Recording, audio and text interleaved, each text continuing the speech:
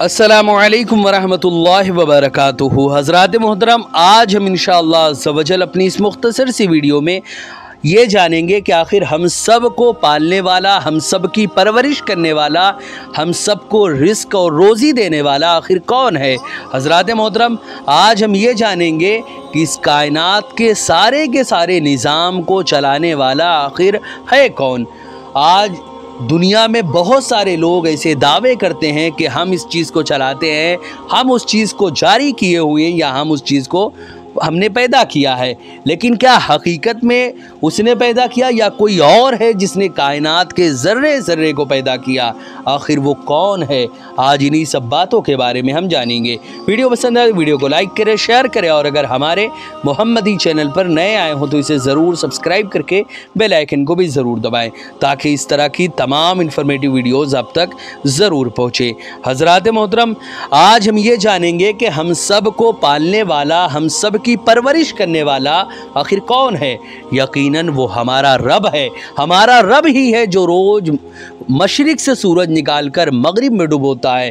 तारों का अपनी जगह पर टिमटिमाना, हवाओं का चलना, मौसम का एक दूसरे के बाद आना और मौसम का बदलना, ये सारी चीज़ें इशारा करती हैं कि कोई है जो ये तमाम के तमाम निज़ाम को चला रहा है और इन तमाम चीज़ों को कोई वजूद बख्शे हुए है और वो ज़ात हमारे रब की है। हमारे रब ही ने हम सब को पैदा किया और हम सब को परवरिश करने वाला, हम सब का पालनहार हमारा रब ही है।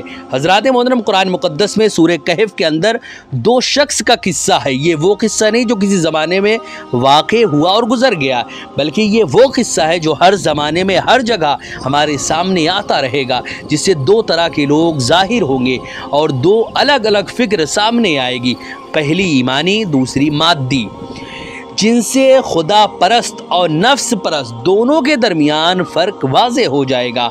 हज़रात मोहतरम, किस्से में एक शख्स वो है जो दुनियावी ज़िंदगी में हर एतबार से कामयाब और साहिब सरवत था। ऐशो राहत के सारे वसाइल उसके पास मौजूद थे। खजूरों के झुरमुट में अंगूर के साथ ही साथ खजूरों के झरमुट में अंगूर के दो खूबसूरत बाग, मज़ीद उसमें काश्तकारी और पैदावार की भरपूर सलाहियत मौजूद थी। अल्लाह रब्बुल इज़्ज़त ने सूरह कहफ में इरशाद फरमाया, दोनों बाग फलों से लद गए और उसमें कोई कमी नहीं थी और हमने उनके दरमियान आबपाशी के लिए एक नहर जारी कर दिया था। हज़रात मोहतरम, इस तरह एक शख्स की कामरानी और कामयाबी का सितारा बुलंदी पर था। हर आसाइश व ज़ेबाइश की फरावानी थी, लेकिन इस मौके पर उसने ऐसी बेहुदा फ़िक्र का सबूत पेश किया जो एक मोमिन और खुदा परस्त की सोच के बिल्कुल मुखालिफ थी। चुनांच उसने अपनी सारी खुशहाली और नेमतों की फरावानी को अपनी ज़हानत और दुनियावी असबाब की तरफ मंसूब किया और अपने खालिक व मालिक को यकसर फरामोश कर दिया। वो अपने मोमिन साथी जिसे ये दौलत व नेमत नहीं मिली थी, उसके सामने अपने गुरूर का इजहार किया, जैसा कि कुरान पाक में सूरह कहफ में अल्लाह रब्बुल इज़्ज़त ने फरमाया, उसने अपने दोस्त से गुफ्तगू करते हुए कहा, मैं मालो दौलत और अफराद में तुमसे ज़्यादा हूँ। वो गुरूर और तकब्बुर के नशे में ऐसा मस्त हुआ कि ख़ुद अपने हाथों अपनी दुनिया और आखिरत बर्बाद कर डाली। फ़ानी नेमतों को लाज़वाल तसव्वुर करने लगा और उसी रौ में बहकर हश्र व नश्र और हिसाब व किताब तक का इनकार कर बैठा और बोला कि ये नेमतें कभी भी ख़त्म होने वाली नहीं है। इसी तरह सूरह कहफ में अल्लाह रब्बुल इज़्ज़त ने इरशाद फरमाया कि अपने बाग में वो दाखिल हुआ और इस हाल में कि वो अपनी जान पर जुल्म करने वाला था। कहने लगा, मैं नहीं ख्याल करता कि ये सरसब्ज़ व शादाब बाग कभी बर्बाद होगा और मैं ये भी नहीं ख्याल करता कि क़यामत आएगी। बिलफ़र्ज़ मुहाल अगर मुझे अपने रब की तरफ लौटाया गया तो मैं उसे बेहतर ठिकाना पाऊंगा। हज़रात मोहतरम, यही गैर ईमानी और मादी फ़िक्र है। ऐसा नज़रिया रखने वाले हमेशा ये समझ سمجھتے ہیں کہ ایمان اور اعمال صالحہ کی کوئی ضرورت نہیں، بلکہ اس کی کامرانی، اس کی کامیابی فطری ہے، خود اس کا کمال ہے اور یہ ہمیشہ اس کو خوش رکھ سکتا ہے۔ حضرات محترم، ادھر اس کے دوسرے ساتھی کو ایمان و یقین کی دولت ملی تھی، اسے اللہ تعالیٰ کی ذات و صفات کی معرفت حاصل تھی۔ وہ بخوبی اس بات کا علم رکھتا تھا کہ کائنات میں صرف ایک ہی تصرف کرنے والا ہے، وہ اللہ ہے، وہی سارے اسباب کا پیدا کرنے والا ہے، وہ جب چاہے حالات کو ادھر سے ادھر کر سکتا ہے، وہ قادر مطلق ہے۔ اس لیے اس نے اپنے دولت مند دوست کی اس بات پر اعتراض کیا، اس کی مادی اور غیر ایمانی سوچ کی مخالفت بھی کی۔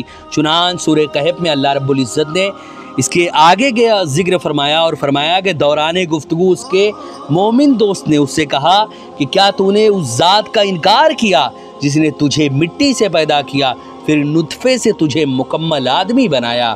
حضرات محترم، یہ بات سن کر دولت کے نشے میں چور اس شخص پر کیا گزری ہوگی اس کا اندازہ ہم کر سکتے ہیں۔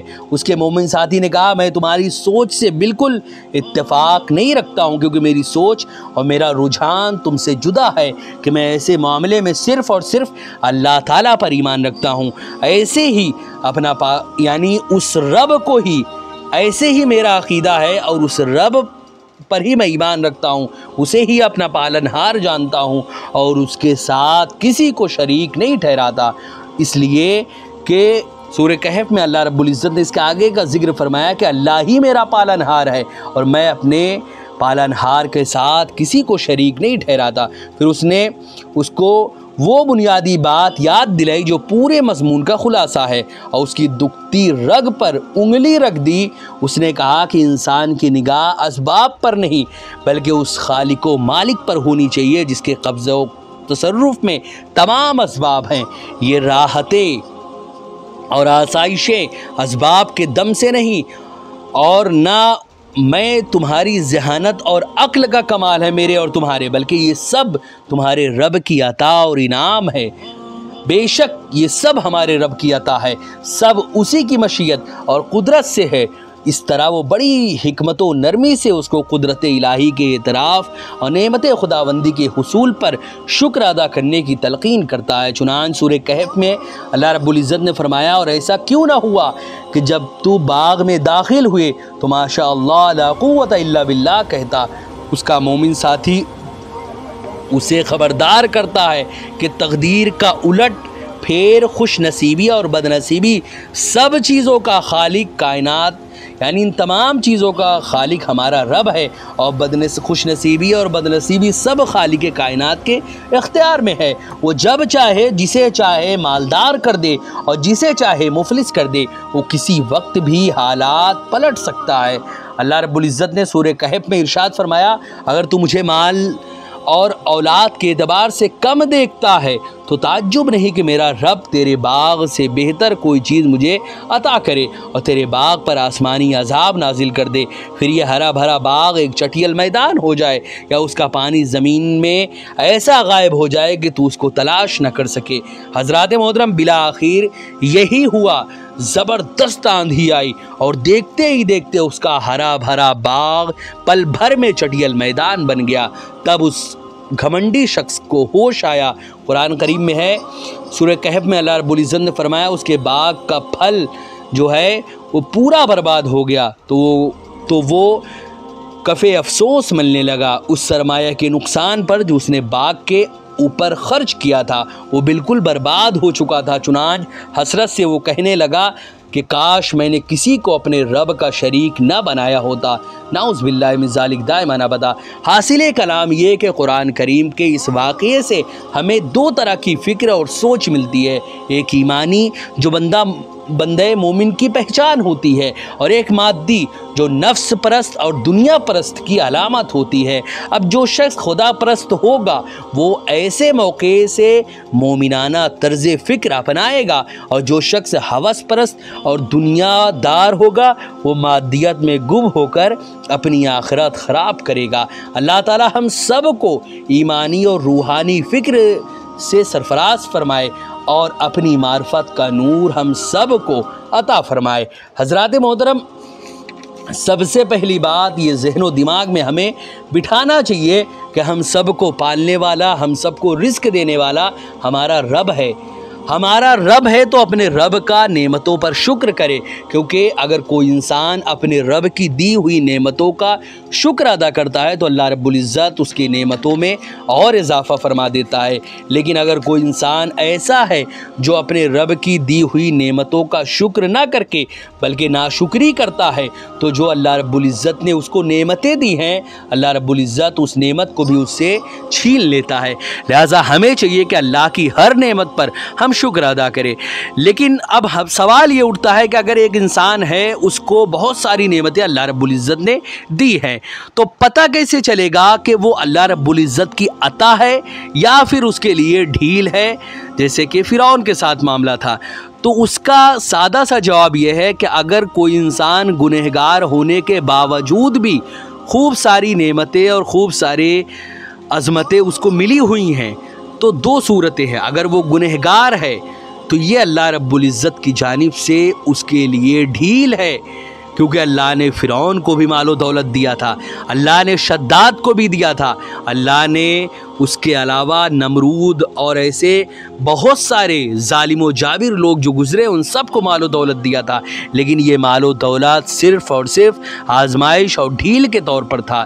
لیکن اگر کوئی انسان کو نعمتیں نہیں ملی، یعنی نعمتیں ملی ہیں اور وہ اللہ تعالیٰ کا شکر بھی ادا کر رہا ہے اور نیک بھی ہے، تو یہ اللہ تعالیٰ کی نعمت ہے۔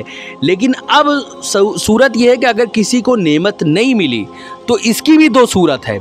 اگر وہ انسان نیک ہے پھر بھی اس کو نعمتیں نہیں ملی، غریب ہے، اس کے مطلب اس کا کچھ بھی خرچ نہیں پورا ہو پا رہا، گھر کے اخراجات نہیں پورا ہو پا رہے، اور وہ انسان گناہوں میں ملوث بھی رہتا ہے، تو یہ کوئی آزمائش نہیں بلکہ یہ عذاب ہے اللہ رب العزت کا۔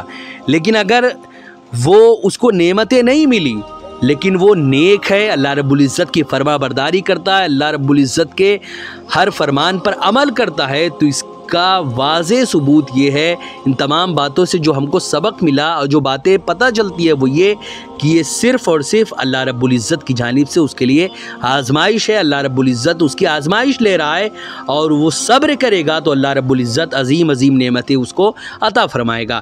اللہ سے دعا ہے کہ اللہ تعالی ہم سب کو بے شمار نعمتیں عطا فرمائے اور ان نعمتوں پر شکر ادا کرنے کی بھی توفیق عطا فرمائے، آمین یا رب العالمین بوسیلۃ سید المرسلین۔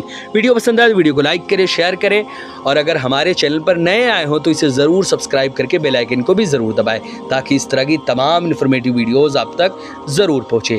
آپ سے گزارش ہے کہ ہمارے چینل پر جتنے بھی ویڈیوز ہیں آپ خود بھی دیکھیں، اپنے دوستوں، احباب، رشتہ دار اور ملنے جلنے والوں کو بھی ضرور شیئر کریں تاکہ ثواب جاریہ کی صورت میں قیامت تک آپ کو اس کا ثواب ملتا رہے۔ السلام علیکم ورحمۃ اللہ وبرکاتہ۔